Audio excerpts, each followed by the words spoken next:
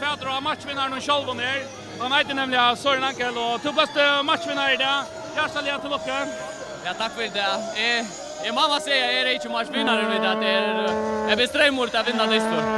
Inte jag själv. Nej, han löjde laten Søren Ankel, men du skorade så kvar målet och du struttist för det. Men kvar kände du att här i distan i det var månaden och i mitten Ebestrheim och IF.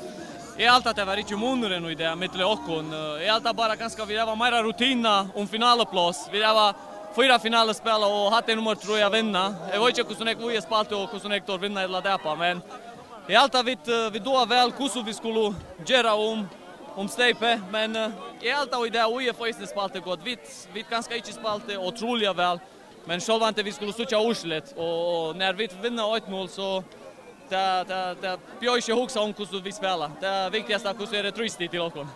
Du tappade det Steipa-finalen i fjör och var till lyckas med så lossar räven att täcka nu med att nu måste inte hända ena för att träta vi tappar. Själva inte vi pratar är där vi dammar inte väl när vi tappade och i fjör mot Vichinge.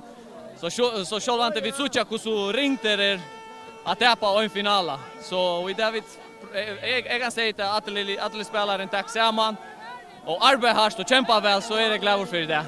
Och det var inte för den domaren brukar säga att du har vunnit att vunnit. Det heter en homing out i löpet av 17,5. Det heter för några gänka. Ja, jag alltid att du alltså själv vi renna rävlarna. Jag ganska orskar inte renna mig så då jag säger att till hejen affära ut. Jag skiftar mig ut köra och en annan spelare kan klara arbetet mer. Men OIF pressar rävlarna och spelte väl. Men Oslit är 1-0 till Lokon så vi vinner.